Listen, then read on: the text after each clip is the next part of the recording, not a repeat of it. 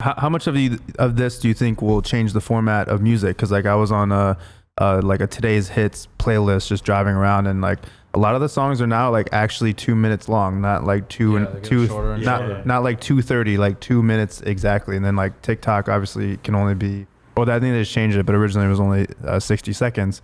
So it's like, and at the end of the day, like you're right, like people usually remember like the most memorable 30 to 60 seconds, you know, like what you know about rolling down and deep, and then they don't remember the rest of the song. Yeah, you know what I mean, they just remember that part. Totally.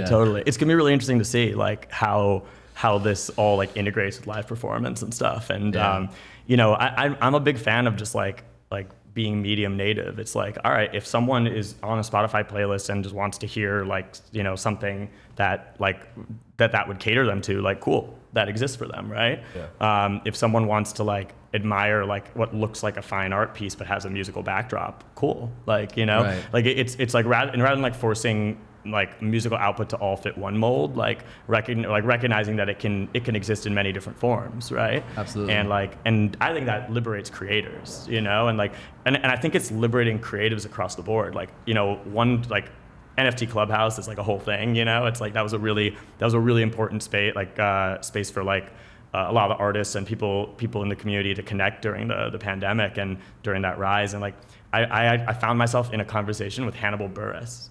Sick. And we were talking about like the same exact thing. The idea that like having a shorter form, like creative canvas is just like super inspiring to him. He had like this like old school, like behind the scenes, like old like video of him like performing stand up in some like random like club or whatever, and was like, this is like great. It means a ton to me. It's like one of like my oldest performances, you know. And he was just like what can I do with it? Like, I guess I could put it on Instagram and get a bunch of likes. I guess I could put it on YouTube and get like a fraction of like, you know, whatever. But he's like, or I can make it into like a one-of-one NFT and like sell it to my super fans and like have it meet like, you know, this moment in time, right?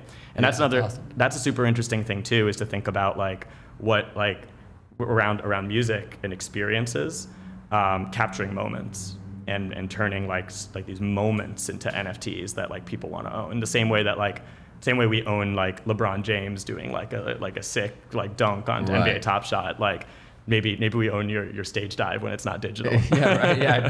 Didn't somebody buy the Charlie Bit My Finger and like the video? Like, so somebody owns that, like the epic video. That I think Jack Dorsey sold his first tweet as an NFT. Oh yeah. See? Yeah, he did. Just little moments in history that you're able to kind of sell off and people can exactly look back at that like.